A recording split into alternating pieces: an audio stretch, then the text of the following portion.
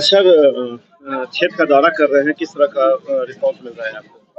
देखिए, हमको तो लगता है कि इस बार जो है इंडी के प्रत्याशी की जमानत जब्त होने वाली, जिस तरीके का रिस्पांस लोगों को में जो राष्ट्रभक्ति की भावना जगी है और नरेंद्र मोदी जी की तरफ जो विश्वास लोगों का बढ़ा है, तो हम लोगों के आंखों में देख सकते हैं। और जो दुआएं महिलाएं देती हैं और जो बुजुर्ग और नौजवान जो मिलते हैं वो देते हैं, मतलब आप चलते रहिए, जैसे आपका झंडा दिखेगा मोदी के वोट देवो, मोदी के वोट देवो, ये जो सुनने को मिलता है, आप समझ सकते हैं कि प्रधानमंत्री जी ने किस तरीके का जुनून यहाँ पर पैदा किया है।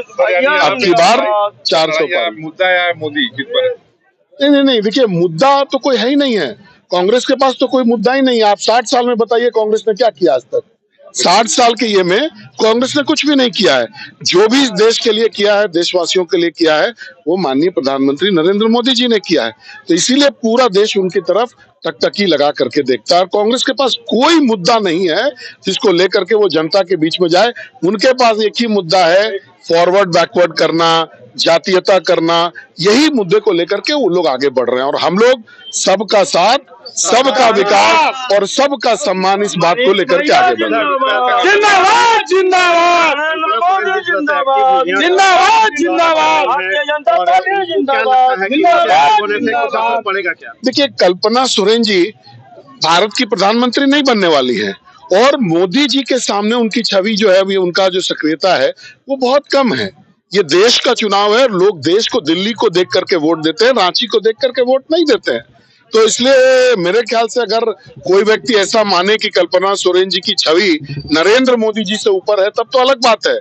नहीं तो ऐसे इस चुनाव पे उनका कोई फर्क नहीं। टैगलाइन बन गया, झुकेगा नहीं हेमंत सोरेन। अरे भाई, झुकेगा नहीं, ऑलरेडी झुक करके जेल में है और कोई अवार्ड लेने के लिए नहीं है।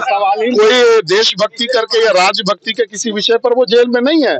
भ्रष्टाचार के आरोप में, चोरी के आरोप में वो जेल में है। तो इस देश की जनता सब समझती है, इस राज्य की जनता समझती है। कहाँ कोई आया आंदोलन करने के लिए? एक भी, जब वो जेल गए तो एक भी कहीं पत्थर चला हो, एक भी लोग कोई आया हो बोलने के लिए तो बताइए। लोग समझते हैं कि इसने बालू के नाम पर लूटा है, कोयला के नाम पर लूटा है, क्वेश्चन पेपर बेच करके लूटा है, नौकरी के नाम पर लूटा है, जमीन हड़पा है। तो ऐसे लोगों से लोग दूर रहते हैं। दिल्ली जाने के बाद कोई आपका तेवर बदलेगा तो नहीं ना?